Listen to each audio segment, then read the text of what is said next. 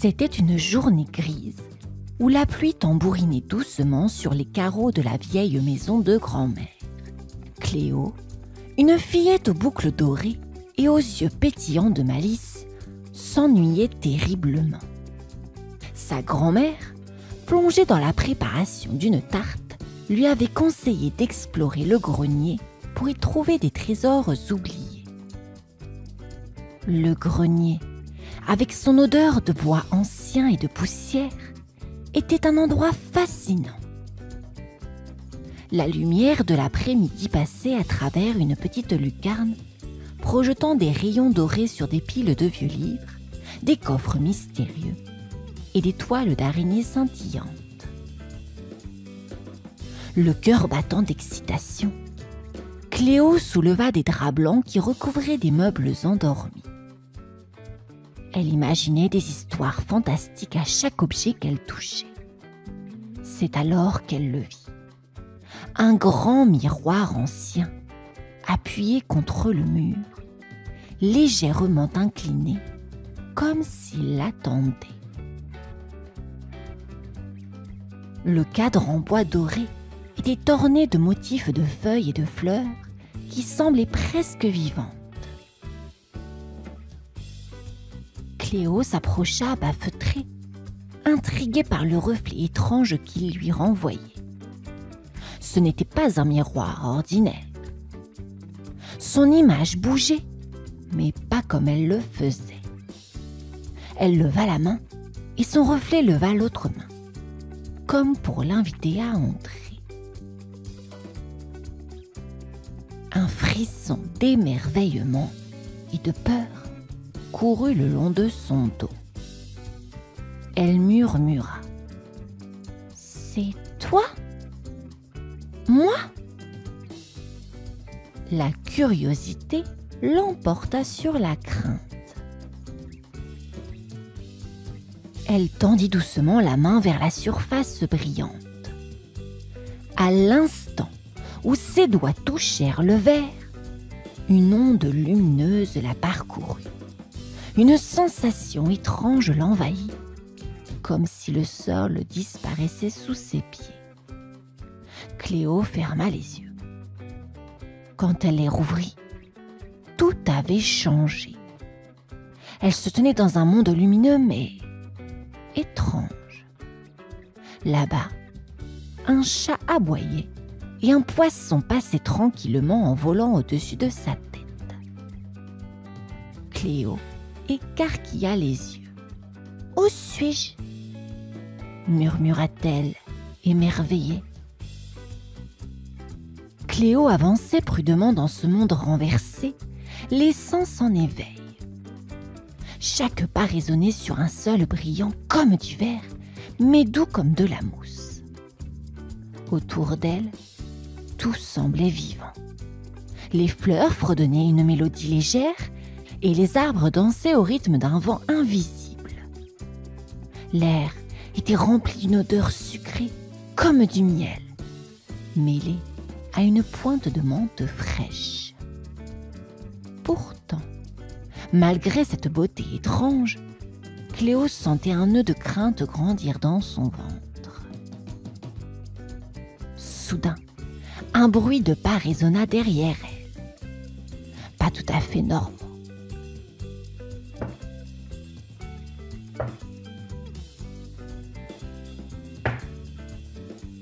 Il semblait à l'envers. Cléo se retourna d'un bond. Là, juste devant elle, se tenait un renard. Mais pas un renard ordinaire. Sa fourrure dorée étincelait sous une lumière irréelle et il avançait à reculons. Cléo recula instinctivement, son cœur battant comme un tambour. Mais le renard, lui, semblait amusé. « Qui es-tu » demanda Cléo d'une voix tremblante. Le renard fit un sourire malicieux, mais parla en rime. « Moi, c'est Rolf, renard à reculons. Et toi, petite, quel est ton prénom? Cléo hésita, surprise par cette étrange façon de parler, puis finit par répondre. Je m'appelle Cléo, mais où suis-je? Pourquoi tout est si bizarre ici? Rolf tourna sur lui-même, à l'envers bien sûr, et déclara: Bienvenue dans le monde à l'envers. Un endroit curieux, un peu sévère. Les choses ici ne sont pas ce qu'elles semblent. Et pour avancer, il faut que tu t'assembles. Cléo fronça les sourcils. Que je m'assemble? Qu'est-ce que ça veut dire? Le renard sourit de plus belle. Si tu veux comprendre, suis-moi. Nous avons une quête à accomplir. Le cristal de réflexion a disparu. Et sans lui, le monde ne pourra jamais retrouver son équilibre. Malgré sa peur, Cléo sentit un élan de courage monter en elle. Avec un dernier regard autour d'elle, elle suivit Rolf sur un chemin de verre scintillant. Cléo et Rolf marchaient sur un sentier qui semblait suspendu dans les airs. Le sol, transparent comme du cristal, reflétait un ciel parsemé de nuages multicolores. À chaque pas, des éclats lumineux dansaient sous leurs pieds, comme si le chemin lui-même leur montrait la voie. Pourtant, Cléo ne pouvait s'empêcher de jeter des regards inquiets autour d'elle. Ce monde était fascinant, mais tout ici semblait défier la logique. « Où nous emmène ce chemin ?» demanda-t-elle en serrant les poings pour masquer sa nervosité. Rolf, qui avançait toujours à reculons, lui répondit d'un ton chantant. « Ce sentier, c'est celui des rêves, mais attention, il teste ceux qui le suivent. Pour avancer, il faut oser, penser autrement et te dépasser. » Cléo déglutit, peu rassurée. Très vite, le chemin les mena à une forêt étrange. Les arbres, hauts comme des montagnes, avaient des troncs torsadés et des feuilles scintillantes. Mais ce qui rendait cet endroit vraiment étrange, c'est que chaque arbre changeait de forme quand on les regardait. L'un devenait un animal, l'autre une maison, et un autre encore se transformait en horloge qui faisait tic-tac à l'envers. « Regarde là-bas !» s'exclama Cléo en désignant une arche lumineuse au loin. « C'est notre chemin ?» Rolf hocha la tête, mais la voix grave d'un arbre résonna soudain. « Pour passer, petite, réponds à ceci. Qu'est-ce qui monte quand la pluie descend ?» Cléo fronça les sourcils, réfléchissant intensément. La réponse finit par lui venir. « Un parapluie !» s'écria-t-elle. L'arbre satisfait s'écarta et l'arche s'illumina davantage. En avançant, Cléo sentit son courage grandir. Chaque défi sur ce sentier étrange l'aidait à découvrir une force qu'elle ignorait en elle. Peut-être que ce monde à l'envers n'est pas si effrayant après tout, pensa-t-elle, une lueur d'espoir dans les yeux. Après avoir franchi l'arche lumineuse, Cléo et Rolf arrivèrent au sommet d'une colline.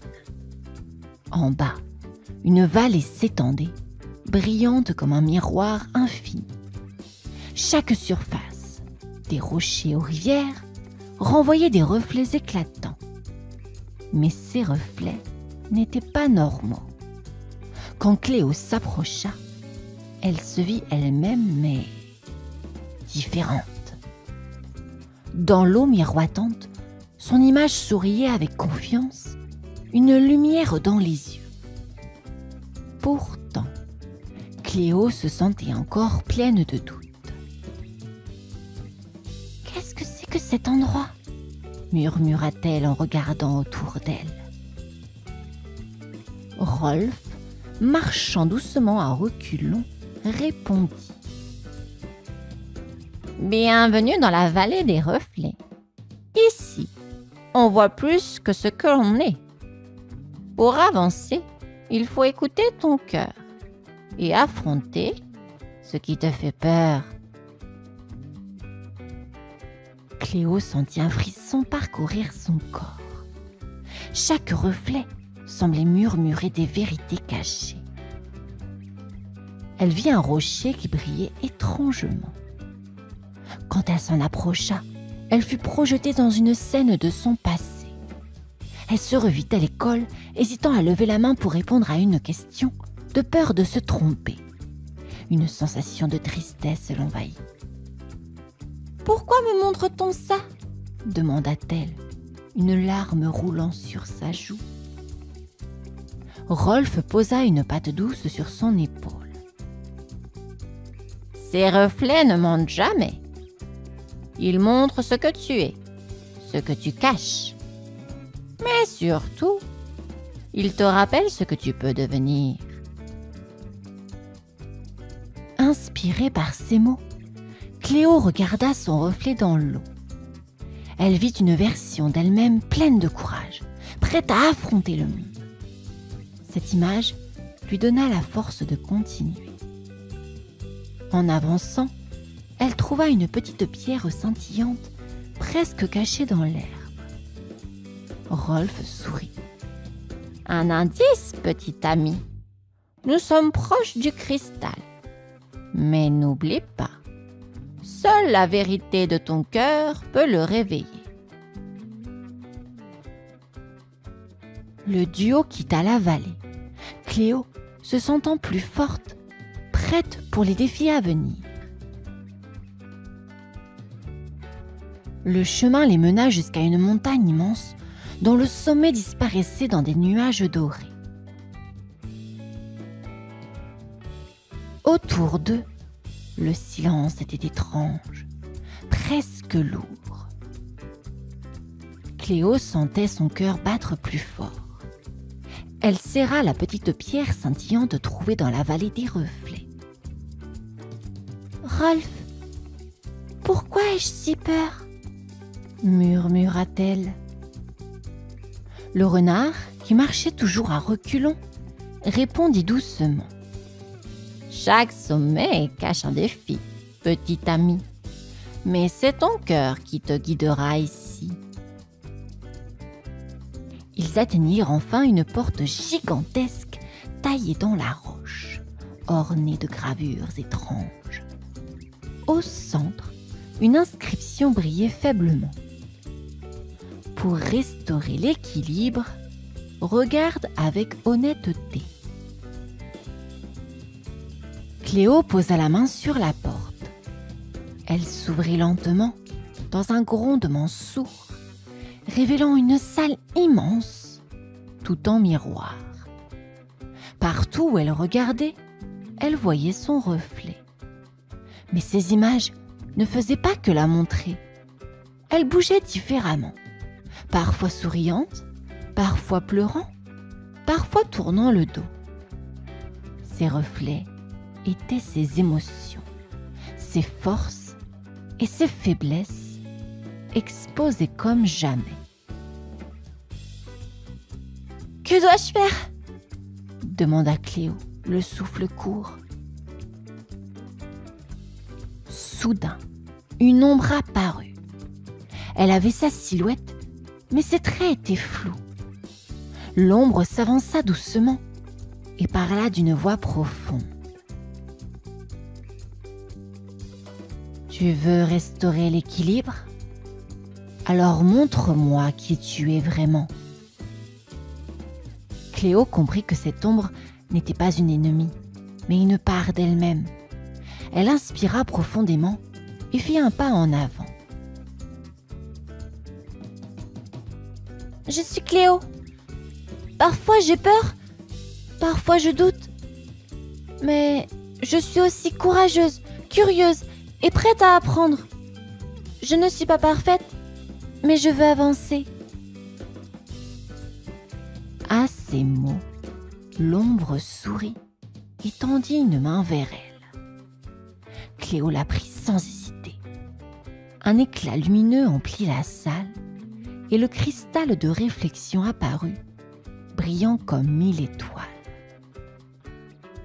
Rolf applaudit doucement. « Tu l'as fait, Cléo. Tu as trouvé l'équilibre en toi. » Cléo, émue mais fière, prit le cristal dans ses mains. Le monde à l'envers semblait déjà commencer à changer. Cléo serrait le cristal de réflexion contre elle, sentant sa chaleur douce irradier jusque dans son cœur. Elle descendit la montagne aux côtés de Rolf, le monde autour d'eux se transformant à chaque pas. Le ciel, autrefois teinté de couleurs étranges, retrouvait des nuances plus douces, et les arbres de la forêt dansante s'immobilisaient, apaisés. « Regarde, Rolf, c'est comme si tout reprenait sa place !» murmura Cléo, émerveillée. Mais le renard, d'un ton malicieux, répondit. « Pas tout, petit ami. L'équilibre, ce n'est pas tout changer. C'est apprendre à accepter et s'émerveiller. » Le sentier de cristal scintillait à nouveau, et chaque pas semblait faire écho d'une harmonie retrouvée. Les poissons volants tournaient doucement dans le ciel, mais leurs mouvements étaient moins erratiques, presque gracieux. Les fleurs continuaient à chanter, mais leur mélodie était maintenant une berceuse apaisante. Alors qu'ils approchaient du miroir par lequel Cléo était entrée dans ce monde à l'envers, elle sentit un pincement au cœur.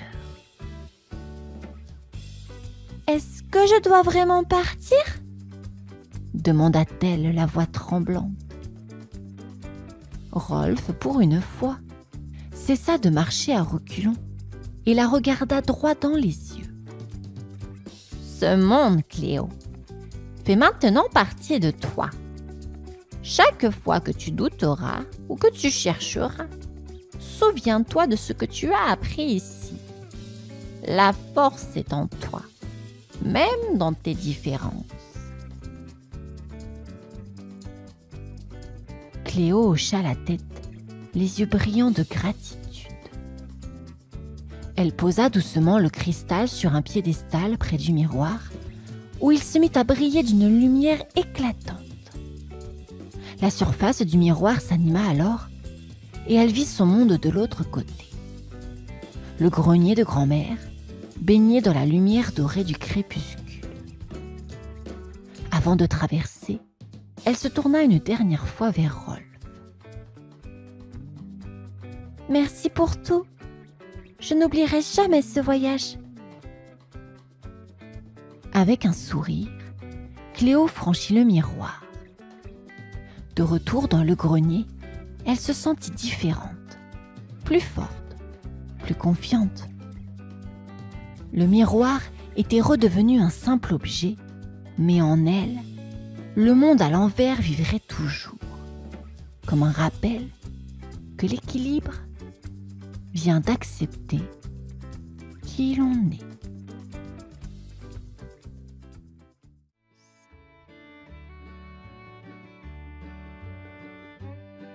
Sur un étang gelé, au cœur d'une forêt endormie par l'hiver, Jérémie, un jeune castor brun à la queue luisante et au regard déterminé, s'entraînait seul. Le froid mordait ses joues et son souffle formait de petits nuages dans l'air glacé. Mais Jérémie s'en moquait.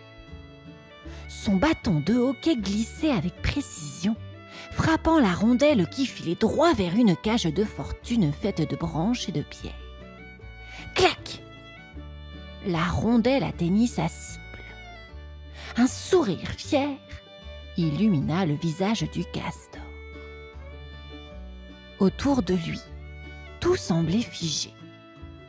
Les grands sapins, vêtus d'un manteau blanc, se courbaient doucement sous le poids de la neige.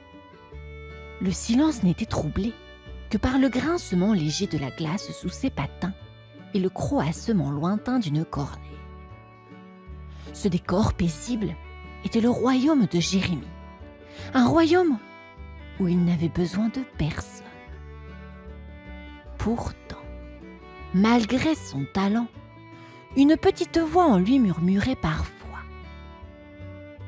Et si jouer à plusieurs était encore plus amusant?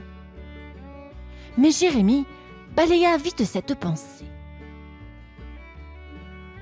Les autres ralentissent. Ils n'imitent pas autant d'efforts que moi, se disait-il, en frappant une nouvelle fois la rondelle avec force. Mais aujourd'hui, quelque chose le tracassait. Malgré ses tirs parfaits, il sentait un vide. Ce n'était pas la glace qui lui manquait. Elle était lisse comme un miroir. Ni l'air frais qui gonflait ses poumons. Non, c'était autre chose. Un sentiment qu'il ne voulait pas nommer. La solitude. Alors, pour oublier, il reprit son entraînement, encore et encore, jusqu'à ce que ses pattes soient lourdes et que son cœur batte fort. À la fin de la journée, sous un ciel qui s'embrasait d'or et de rose, Jérémie rentra chez lui, fatigué mais fier. Demain, il reviendrait, seul, comme toujours. Du moins, c'est ce qu'il croyait. Le lendemain matin, Jérémie dormait encore profondément dans son terrier douillet, sous un amas de couvertures. Les premières lueurs du jour s'infiltraient timidement à travers les branches enneigées qui surplombaient l'entrée. Un bruit sec suivi d'un « le fit sursauter. Qui pouvait bien le déranger si tôt? En bâillant, Jérémie ouvrit la porte de son terrier. Devant lui se tenait Eugène, le grand cerf de la forêt, ses bois étincelants, encore poudrés de neige. Eugène, connu pour sa gentillesse et son calme, affichait un large sourire qui illumina son museau brun. Derrière lui, le vent jouait avec les flocons, les faisant danser comme des petits papillons blancs. « Salut Jérémie !» dit Eugène d'une voix chaude. « On a besoin de toi. » Jérémie haussa un sourcil. « Besoin de moi? Pourquoi faire ?» Eugène se pencha légèrement, comme s'il dévoilait un secret précieux. « Pour jouer dans notre équipe de hockey. Les glisseurs de la forêt affrontent les hérissons volants la semaine prochaine et on aurait bien besoin de tes talents. » Jérémie recula un peu, les oreilles baissées. Jouer en équipe? Ouh, rien que l'idée le rendait nerveux. « Je ne sais pas, Eugène. Je préfère m'entraîner tout seul. Je suis bien meilleur comme ça. » Le cerf posa doucement une patte sur son épaule. « Peut-être, mais jouer en équipe, c'est différent. C'est amusant, c'est excitant et surtout, c'est une aventure qu'on partage. Viens essayer, au moins une fois. » Jérémie sentit son cœur se serrer. Une part de lui voulait refuser, Mais une autre, plus curieuse, hésitait. Finalement, il soupira. « D'accord, juste une fois. » Eugène bondit de joie. « Génial!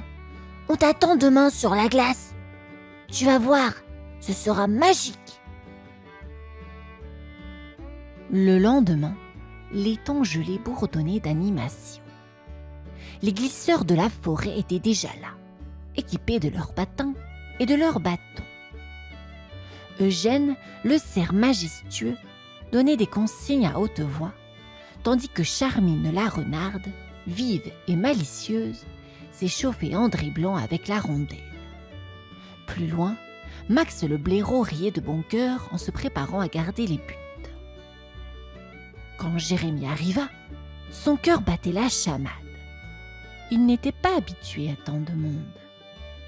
Les rires et les discussions résonnaient dans l'air glacial, mais il se sentait étrangement à part, comme s'il n'appartenait pas à ce groupe. En serrant son bâton, il murmura pour lui-même. « Ce n'est qu'un essai. Je vais leur montrer ce que je sais faire. »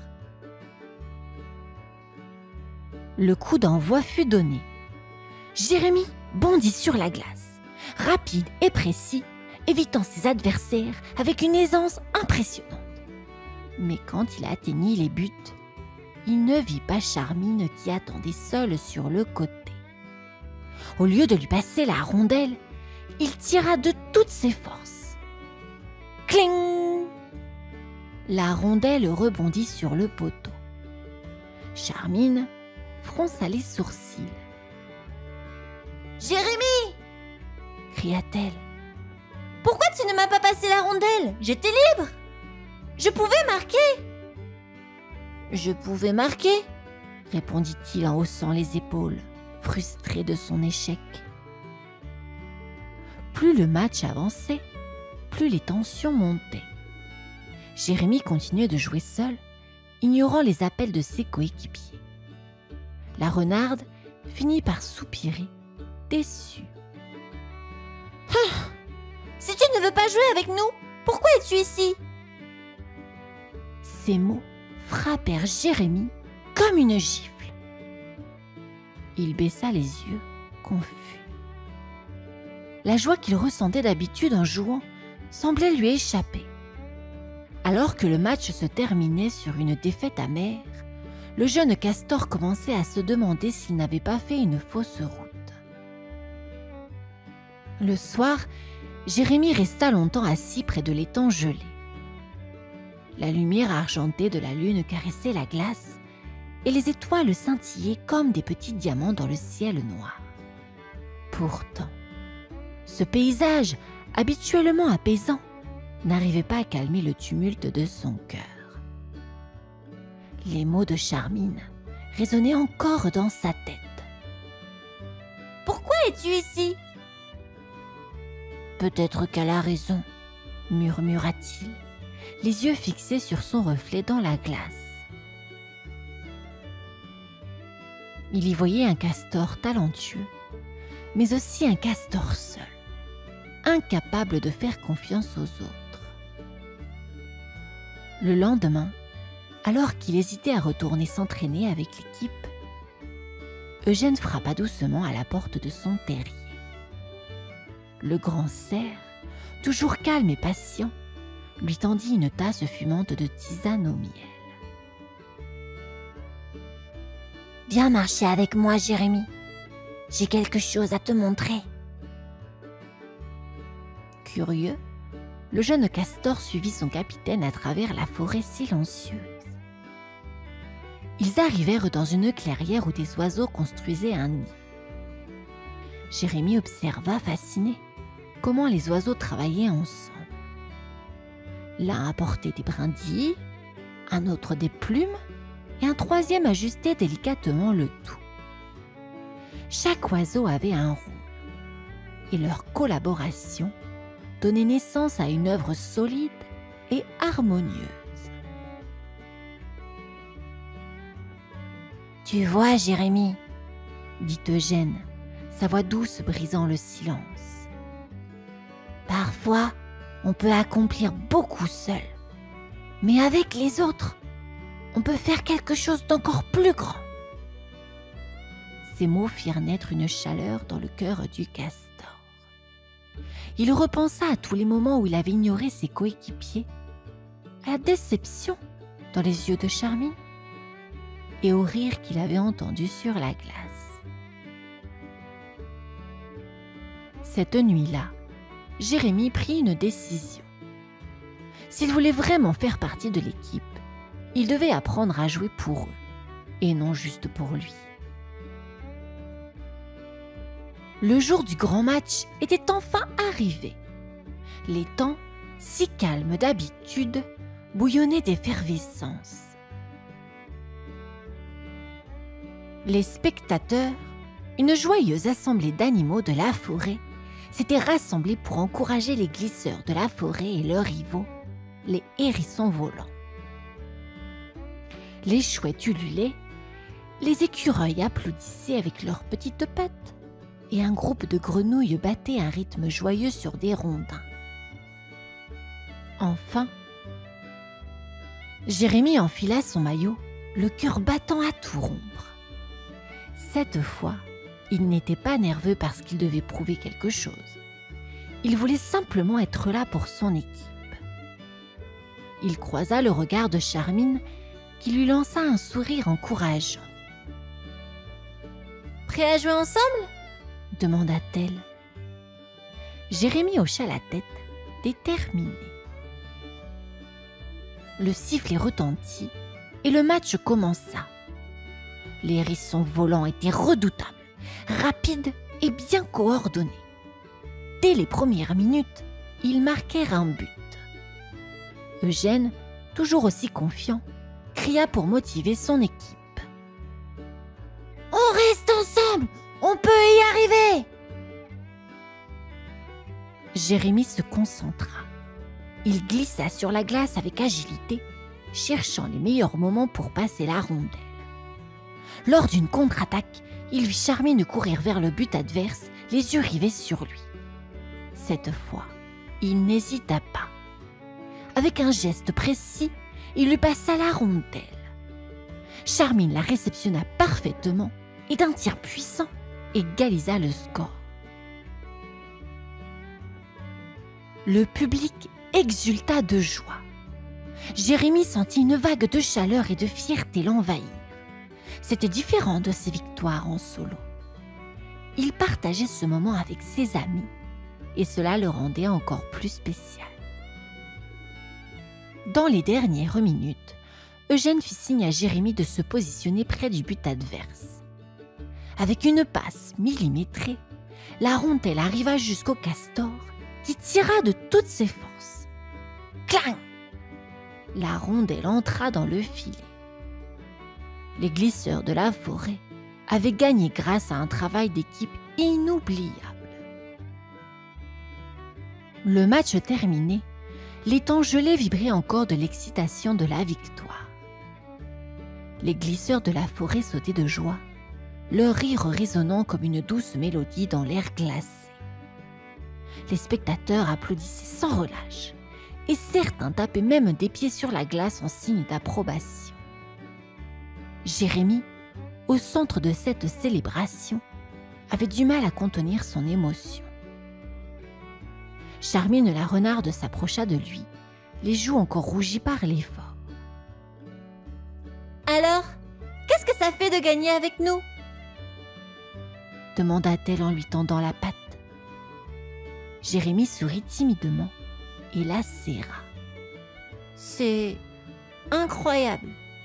C'est bien mieux que tout ce que j'ai fait seul. Merci de m'avoir donné ma chance. » Eugène, le cerf majestueux, posa une patte sur son épaule. « Tu vois, Jérémie, c'est ça la magie d'une équipe. Ce n'est pas juste gagner, c'est partager l'effort et la joie avec les autres. » Alors que le soleil commençait à se coucher, baignant la glace d'une lumière dorée, les glisseurs se regroupèrent pour une photo souvenir. Barnabé la chouette, leur fidèle coach, s'envola pour capturer la scène depuis une branche. « Dites fromage !» cria-t-il. Tous sourirent en grand, immortalisant ce moment unique. Sur le chemin du retour, Jérémie se sentait différent. Le vent glacial ne lui paraissait plus aussi rude. Et la forêt semblait plus vivante, presque chaleureuse. Pour la première fois, il comprenait qu'il n'était pas seul. Ses coéquipiers étaient devenus plus que des partenaires de jeu. Ils étaient ses amis. De retour à son terrier, il s'assit devant sa petite cheminée, une tasse fumante de tisane entre les pattes. Il pensa au prochain match, non pas avec angoisse, mais avec impatience. Le hockey, ce n'était plus juste son sport. C'était désormais une aventure à vivre ensemble.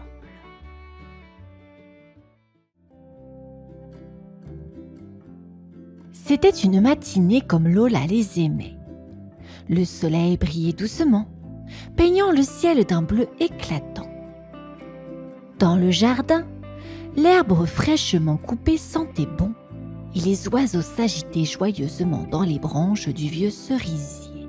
Lola, une petite fille pleine de vie avec des cheveux bouclés qui dansait au gré du vent, jouait avec Pipo son chien. Pipo était un petit chien au pelage caramel et aux yeux malicieux, toujours prêt à courir après une balle ou à bondir dans les flaques d'eau. Mais ce jour-là, Lola ne riait pas comme d'habitude. Son petit cœur semblait un peu lourd. Elle venait de se disputer avec Mathilde, sa meilleure amie. Mathilde lui avait pris son livre préféré à l'école et Lola lui avait crié dessus. Maintenant, elle le regrettait. Elle s'était sentie tellement en colère, mais aussi triste, car Mathilde ne lui avait plus parlé de la journée. En relevant les yeux, Lola fit une drôle de découverte. Un petit nuage gris flottait au-dessus de sa tête. Il n'était pas dans le ciel comme les autres nuages. Il semblait la suivre, suspendu là, juste au-dessus d'elle. Lola cligna des yeux plusieurs fois. Était-elle en train de rêver? Elle secoua la tête, mais le nuage restait là, immobile. Intriguée, elle regarda autour d'elle. Le jardin était le même qu'avant, rempli de fleurs colorées qui dansaient sous la brise. Pourtant, ce nuage semblait tout assombrir. Même Pipo s'arrêta de jouer et regarda le ciel avec curiosité, penchant la tête. Lola sentit son cœur battre plus vite. Ce nuage, pourquoi était-il là? Plus elle y pensait, plus elle sentait une boule d'émotion grandir dans sa poitrine. Et alors qu'elle s'assit dans l'herbe, Pipo à ses côtés, le nuage sembla, comment dire, grossir légèrement. Elle se demanda alors, ce nuage, est-il là à cause de moi? Le lendemain, le petit nuage gris était toujours là, suspendu juste au-dessus de la tête de Lola. Elle avait espéré disparu en se réveillant, mais non. Il semblait même un peu plus gros qu'hier, plus épais, comme s'il s'était nourri de quelque chose pendant la nuit. Lola le regarda fixement depuis son lit, sa couette colorée tirée jusqu'à son menton. Elle sentit une drôle de boule dans son ventre, un mélange de tristesse et d'inquiétude. Dans la cuisine, maman préparait des crêpes qui sentaient bon le sucre et le beurre fondu. D'habitude, Lola adorait cette odeur. Mais aujourd'hui, elle n'avait pas faim. Elle s'assit à table, Pipo à ses pieds, et fixa son assiette sans un mot. « Tout va bien, ma chérie ?» demanda maman en lui tendant une crêpe chaude. Lola haussa les épaules. Elle voulait parler, mais les mots restaient coincés. Elle jeta un regard vers le plafond. Le nuage était là, tapi comme un visiteur non invité. Elle sentait qu'il pesait sur ses pensées, comme un lourd manteau invisible. En arrivant à l'école, Lola sentit les regards de ses camarades. Mathilde, sa meilleure amie, la regarda du coin de l'œil, mais ne lui adressa pas la parole. Ce silence faisait mal, comme un petit coup de vent froid dans son cœur. Pendant la récréation, un garçon pointa le nuage au-dessus de Lola et éclata de rire. « Pourquoi tu as un nuage au-dessus de la tête ? T'es une petite pluie ?» dit-il en se moquant. Lola sentit ses joues brûler de honte et le nuage sembla soudain s'assombrir davantage. Une ombre encore plus grande s'étira autour d'elle, comme si elle était prisonnière de ce gris. Pipo, fidèle, s'approcha et posa sa patte sur sa jambe, mais Lola détourna les yeux, incapable de parler. Elle se sentit tellement seule. Ce soir-là, Lola rentra chez elle en silence. Le ciel au-dessus du jardin était clair, parsemé d'étoiles scintillantes. Mais son nuage gris était toujours là, sombre et menaçant. Même les grillons, habituellement si bavards, semblaient se taire à son passage. Elle traînait les pieds, son sac d'école lourd sur son dos et son cœur encore plus lourd. Dans la maison, Pipo l'attendait avec impatience.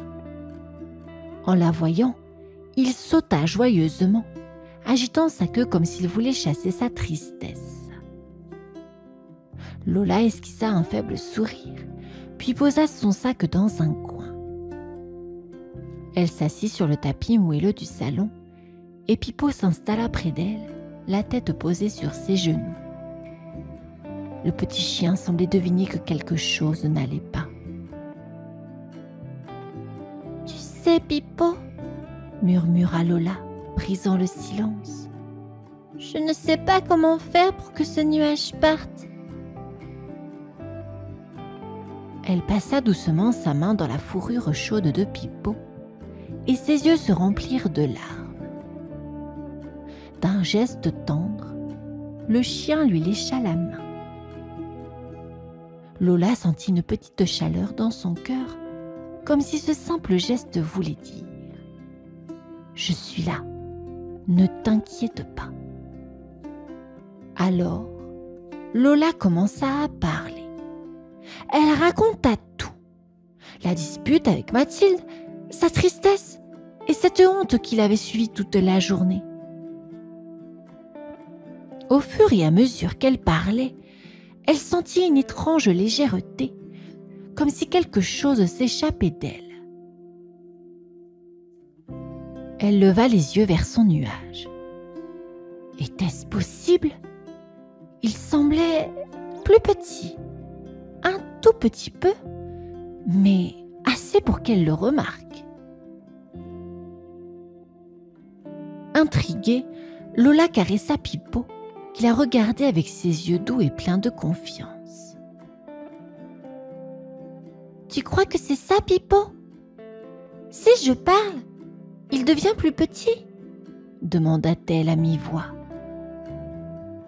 Pipo aboya joyeusement, comme pour lui répondre « Oui, tu es sur la bonne voie. »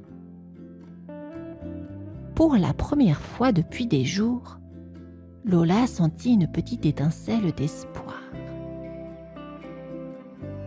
Le lendemain matin, Lola se leva avec une pointe de curiosité. Son nuage gris était toujours là, mais il semblait plus petit qu'avant. Ce changement, aussi minuscule soit-il, lui donnait l'envie d'essayer autre chose. En se préparant pour l'école, elle jeta un coup d'œil à Pipo qui lui répondit d'un joyeux aboiement. Il semblait dire « Continue, tu fais du bon travail !» En arrivant en classe, Lola remarqua un grand tableau recouvert de dessins. La maîtresse souriante, Madame Juliette, les attendait près d'un chevalet. « Aujourd'hui, les enfants, nous allons explorer nos émotions !» annonça-t-elle avec un enthousiasme débordant. « Les émotions, c'est un peu comme des couleurs. Parfois, elles sont joyeuses et lumineuses, et d'autres fois, elles peuvent être sombres ou nuageuses. » Lola sentit son cœur se serrer en entendant ce mot. Nuage. Elle leva discrètement les yeux vers le sien, toujours suspendu au-dessus d'elle, mais tenta de se concentrer sur l'activité. Madame Juliette distribua des feuilles et des crayons de toutes les couleurs. Dessinez ce que vous ressentez sans réfléchir. Laissez vos émotions guider vos dessins. Lola hésita. Elle regarda sa feuille blanche, si vide. Elle pensa à sa dispute avec Mathilde, à la honte qu'elle avait ressentie et à cette étrange solitude. Peu à peu, ses crayons glissèrent sur le papier. Elle dessina un nuage, grand et gris, avec des éclairs. Puis, à côté, un petit soleil timide, caché, mais prêt à briller. Quand elle eut terminé, Madame Juliette s'approcha doucement. « Oh, c'est très beau, Lola. Tu veux nous raconter ton dessin ?» Lola inspira profondément et, pour la première fois, expliqua ce qu'elle ressentait. La tristesse, la colère, mais aussi l'envie que tout redevienne comme avant. Alors qu'elle parlait, elle sentit une chaleur douce l'envahir. Quand elle leva les yeux, son nuage gris était encore plus petit. Et ce fut la première fois qu'elle osa sourire à ses camarades. En rentrant chez elle, Lola marchait un peu plus vite que d'habitude, son sac d'école rebondissant sur son dos. Pour la première fois depuis des jours, elle sentait son cœur un peu plus léger. Elle regarda au-dessus de sa tête. Le nuage gris était toujours là, mais il était désormais petit, comme une boule de coton flottant doucement dans le ciel. Cela lui donna du courage. Peut-être qu'elle pouvait le faire disparaître complètement. Dans le salon, Pipo accourut vers elle, sa queue battant comme un balai. Lola s'assit sur le tapis moelleux et caressa son pelage doux. « Pipo, tu sais quoi ?» murmura-t-elle. « Aujourd'hui, j'ai compris quelque chose. Parler de ce qu'on ressent, ça aide vraiment. » Elle leva les yeux vers son nuage, qui semblait l'écouter lui aussi. Elle pensa à Mathilde, sa meilleure amie. Son cœur se serra légèrement, mais cette fois, elle n'évita pas ce sentiment. Au lieu de cela, elle le regarda en face. Elle prit une grande inspiration et alla trouver sa maman dans la cuisine où l'odeur réconfortante d'un gâteau au chocolat flottait dans l'air. « Maman, est-ce que je peux te parler ?» demanda Lola, sa voix douce mais déterminée. Sa maman posa son torchon et s'assit à côté d'elle. « Mais bien sûr, ma chérie, je t'écoute. » Lola raconta tout. La dispute avec Mathilde, sa colère et cette tristesse qui l'avait suivie comme une ombre. Sa maman l'écouta attentivement, sans interrompre. À chaque mot, Lola sentit une chaleur apaisante grandir en elle, comme une bougie qu'on allume dans l'obscurité. Quand elle eut terminé, elle se sentit légère, presque comme si elle flottait. Elle jeta un coup d'œil par la fenêtre. Le nuage, il n'était plus qu'un petit point dans le ciel. Pipo aboya joyeusement et Lola éclata de rire. Je crois que je comprends, Pipo. Quand on parle, on fait briller le soleil à l'intérieur de nous. Le lendemain matin, Lola se réveilla avec une sensation étrange. Son cœur était léger, comme un ballon d'hélium flottant dans l'air. Elle ouvrit doucement les yeux et son premier réflexe fut de regarder au-dessus de sa tête. Mais cette fois, rien, pas de nuages gris, juste le plafond blanc de sa chambre, baigné dans les rayons dorés du soleil. Lola se leva d'un bond et courut à la fenêtre. Le jardin était éclatant, couvert de rosées qui scintillaient comme des diamants. Les oiseaux chantaient à plein poumon et même le vieux cerisier semblait lui sourire. Une douce brise souleva ses cheveux alors qu'elle ouvrit la fenêtre, laissant entrer ainsi l'air frais du matin. « Pipo !» appela-t-elle joyeusement. Son chien bondit dans la pièce, agitant la queue avec frénésie. Lola le serra dans ses bras, son rire clair résonnant dans toute la maison. « On l'a fait, Pipo! Le nuage a disparu !» Ce jour-là, à l'école, Lola sentit une nouvelle confiance grandir en elle. Pendant la récréation, elle aperçut Mathilde, assise seule sur un banc. Son cœur battit un peu plus vite. Elle respira profondément, se souvenant des mots de sa maman. Parler avec son cœur, c'est aussi un cadeau qu'on offre aux autres, ma fille. Lola s'approcha doucement. Mathilde, je suis désolée pour l'autre jour. Je n'aurais pas dû crier. Mathilde releva la tête, surprise, puis lui offrit un sourire timide. Moi aussi, je suis désolée. Je ne voulais pas te fâcher. Les deux amies se regardèrent et en un instant, tout redevint comme avant. Elles rirent et Lola sentit un éclat de soleil illuminer son cœur. Ce soir-là, alors qu'elle jouait avec Pipo sous les étoiles, Lola comprit une chose importante.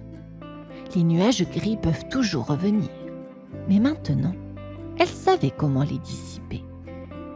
En parlant, en partageant et surtout en ouvrant son cœur. Et sous ce ciel sans nuages, Lola s'endormit paisiblement, un sourire aux lèvres.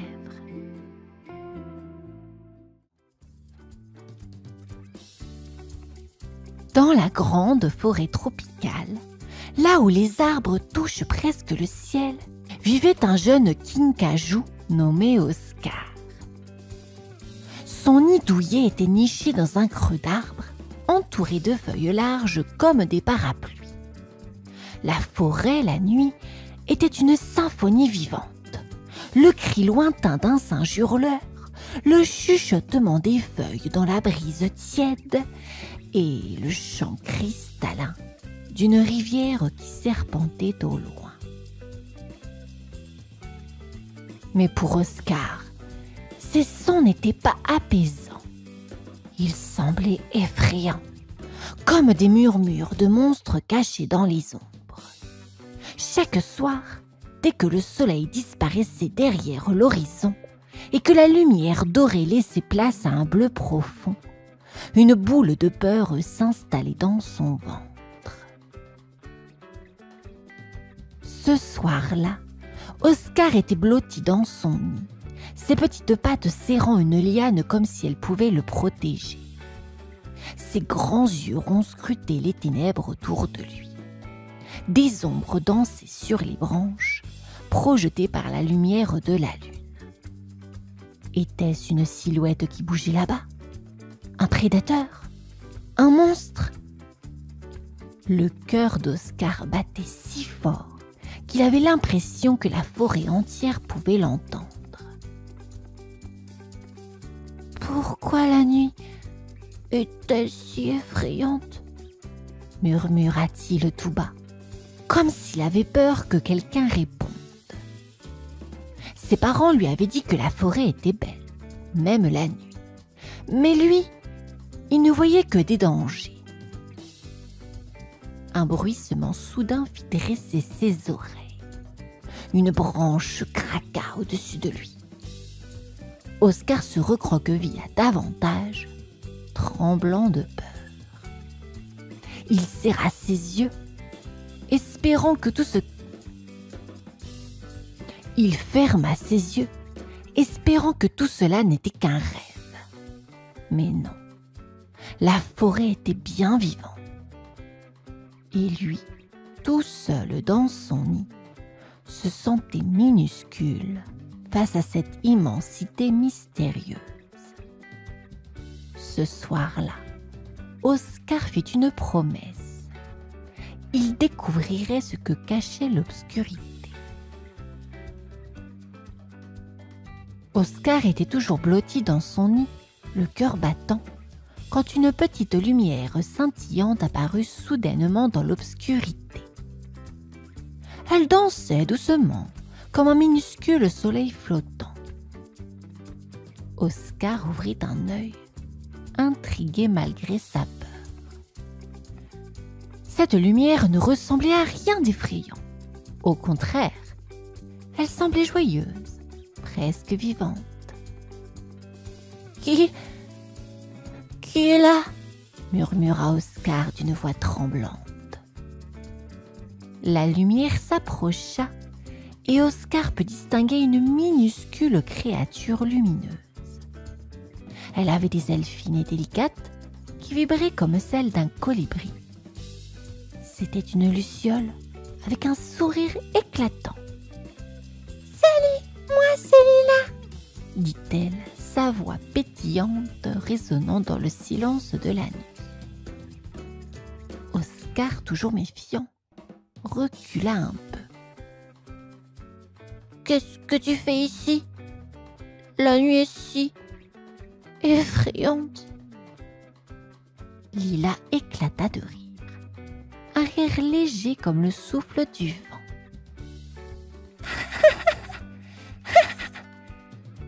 Effrayante? Mais non, la nuit est merveilleuse. Tu as juste besoin d'un peu de lumière pour voir ses secrets. Oscar hésita. Il regarda autour de lui, la forêt toujours sombre et mystérieuse. Pourtant, la présence de Lila apaisait un peu sa peur. Sa lumière chaude éclairait les branches autour de son nid, révélant des feuilles larges, un cocon suspendu et même une petite orchidée blanche qui brillait sous la lumière de la luciole. « Pourquoi tu trembles ?» demanda Lila doucement en penchant la tête. Oscar baissa les yeux. « J'ai peur des ombres. Elle bouge, elle murmure, elle veut m'attraper. » Lila sourit encore. Viens avec moi. Je vais te montrer que les ombres ne sont pas nos ennemis. Parfois, elles cachent les plus belles surprises. Hésitant mais curieux, Oscar tendit la patte. Pour la première fois, il se sentit prêt à découvrir la vérité sur l'obscurité. Guidé par la lumière douce de Lila, Oscar descendit lentement de son nid. Chaque pas sur les branches semblait résonner dans la nuit silencieuse, mais la petite luciole avançait sans peur. Elle vit revolter dans l'air comme une étoile filante, éclatante et rassurante. La forêt, maintenant légèrement éclairée par Lila, semblait différente. Les ombres que redoutait Oscar prenaient des formes familières. Ce qui ressemblait à un monstre gigantesque n'était qu'un amas de lianes entortillées, agité par une brise légère. « Regarde ici, Oscar !» chuchota Lila en se posant sur une grosse feuille. Oscar s'approcha prudemment et découvrit une araignée minuscule tissant une toile étincelante sous la lumière de la lune. Ses fils fins scintillaient comme des fils d'argent. « Elle travaille dur toute la nuit, cette petite araignée, » expliqua Lila. « Ce n'est pas effrayant, pas vrai ?» Oscar hocha la tête, émerveillé. « Oh, c'est beau !» murmura-t-il. Plus loin, un bruissement attira son attention. Oscar s'arrêta, le cœur battant à nouveau. « C'était quoi ça ?» demanda-t-il inquiet. « Allons voir !» répondit Lila avec un clin d'œil. Ils avancèrent doucement jusqu'à apercevoir un agouti, un petit rongeur trapu, fouillant le sol avec son museau. Il cherchait des graines pour son dîner. En entendant Oscar, il releva la tête, renifla une seconde, puis continua tranquillement son festin. « Tu vois, Oscar, la nuit est remplie de vie. Les ombres que tu vois cachent souvent des choses simples et belles, » dit Lila. Oscar commençait à se détendre. Il observa autour de lui, curieux de ce que la forêt avait encore à offrir. Pour la première fois, il sentit un frisson d'excitation remplacer sa peur. La nuit, finalement, n'était peut-être pas si effrayante. Alors qu'Oscar et Lila avançaient doucement à travers la canopée, un cri perçant déchira le silence de la nuit. Cela ressemblait à un hurlement aigu, effrayant et mystérieux qui fit sursauter Oscar. Il se recroquevilla, ses petites pattes tremblant sur l'écorce rugueuse de la branche. « Qu'est-ce que c'était ?» demanda-t-il, la voix tremblante. Lila s'arrêta, ses ailes lumineuses vibrant doucement. « Ne t'inquiète pas, Oscar. Ce n'est qu'un des habitants de la forêt. Viens, allons voir. » Oscar hésita. Tout son instinct lui disait de rebrousser chemin.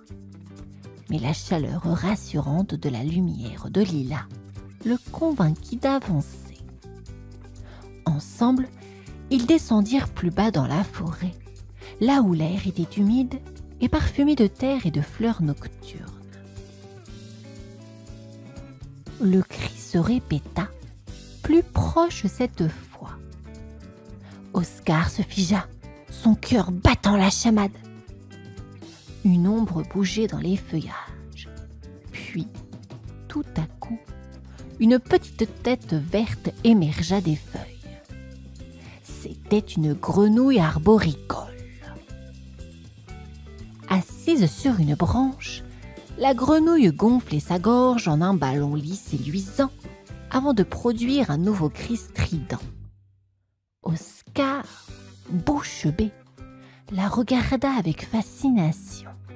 « Elle chante !» expliqua Lila en riant doucement.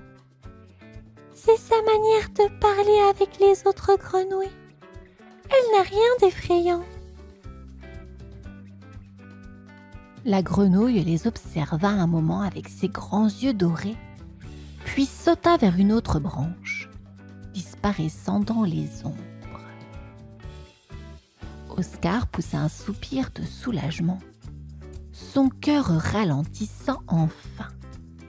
« C'est fou comme quelque chose peut paraître effrayant quand on ne sait pas ce que c'est, » murmura-t-il. « Exactement !» répondit Lila avec un sourire. « La nuit est pleine de mystères, mais aussi de merveilles. » Oscar se sentit soudain un peu plus courageux, prêt à continuer son exploration. Oscar et Lila continuèrent leur promenade dans la forêt, grimpant de branche en branche, de plus en plus haut. L'air devenait plus frais et une légère brise agitait les feuilles au-dessus d'eux. Les ombres autour d'Oscar ne lui semblaient plus aussi terrifiantes qu'avant. Il commençait à y avoir des formes familières et même rassurantes. « Où allons-nous » demanda Oscar, curieux, en levant son petit museau. « Tout en haut » répondit Lila avec un clin d'œil. « Je veux te montrer quelque chose de spécial. » Ils atteignirent finalement la cime des arbres. La vue qui s'offrait à Oscar lui coupa le souffle. Devant lui s'étendait un ciel immense, rempli d'étoiles scintillantes. Les lumières dansaient comme si elles jouaient à cligner des yeux. Autour d'eux, la forêt se dévoilait dans toute sa splendeur. Une mer de feuillage sombre, parsemée de points lumineux de lucioles. C'est magnifique, murmura Oscar émerveillé. Lila s'éleva doucement devant lui, sa lumière se mêlant à celle des étoiles. Tu vois, la nuit n'est pas qu'obscurité. Elle cache des trésors que seuls les courageux peuvent découvrir. En bas, Oscar aperçut un groupe de chauves-souris qui volaient gracieusement, dessinant des arabesques dans l'air. Plus loin, une fleur de lune s'épanouissait lentement, dévoilant ses pétales blancs et brillants. Le parfum léger et sucré qui s'en échappait emplit l'air autour d'eux. Oscar ferma les yeux un instant, respirant profondément. Il se sentait léger, comme si toute sa peur s'était envolée. Il rouvrit les yeux et sourit. « Merci, Lila, » dit-il doucement. « Je n'aurais jamais imaginé que la nuit pouvait être aussi belle. » Lila sourit à son tour. « C'est toi qui as eu le courage de regarder. Et maintenant, tu peux profiter de toute cette magie. » Oscar se sentait enfin en paix avec l'obscurité. De retour dans son nid, Oscar s'installa confortablement sur son tapis de feuilles moelleuses. Mais cette fois, quelque chose avait changé. La forêt n'était plus un endroit effrayant pour lui, elle était devenue un univers merveilleux, rempli de secrets et de beauté. La lumière douce de la lune filtrait à travers les branches, créant des ombres qui dansaient doucement sur les murs de son petit refuge. « Alors, prêt à dormir ?» demanda Lila, perchée sur une liane juste au-dessus de lui. Sa lumière dorée réchauffait la nuit comme un feu de camp. Oscar hocha la tête un sourire apaisé illuminant son visage. « Oui, mais je ne veux pas fermer les yeux tout de suite. Je veux encore regarder un peu les ombres. » Lila gloussa doucement. Qui aurait cru qu'un petit kinkajou timide deviendrait un explorateur de la nuit? Oscar se redressa un peu et regarda autour de lui. Le bruissement des feuilles, le cri lointain d'un oiseau nocturne et même le grattement discret d'un insecte lui semblaient maintenant familiers et presque rassurants. « Tu avais raison, Lila. La nuit n'est pas effrayante, elle est pleine de surprises, » dit-il, sa voix empreinte de gratitude. Lila voleta doucement, sa lumière s'estompant légèrement. « C'est toi qui as appris à la voir autrement. Je suis fière de toi. » Oscar bâilla et s'étira, les paupières lourdes. Avant de s'endormir, il murmura. « Merci Lila pour cette nuit magique. » La luciole s'envola doucement, laissant derrière elle une traînée scintillante. Oscar ferma les yeux, le cœur léger, et pour la première fois, il s'endormit paisiblement, bercé par les sons de la forêt, en rêvant aux merveilles de la nuit. Et la forêt, elle, continua de chanter doucement sous les étoiles, veillant sur Oscar, l'explorateur de l'obscurité. Ainsi se termine cette histoire. Je vous souhaite à présent de faire un gros dodo et vous dis à demain. Bonne nuit.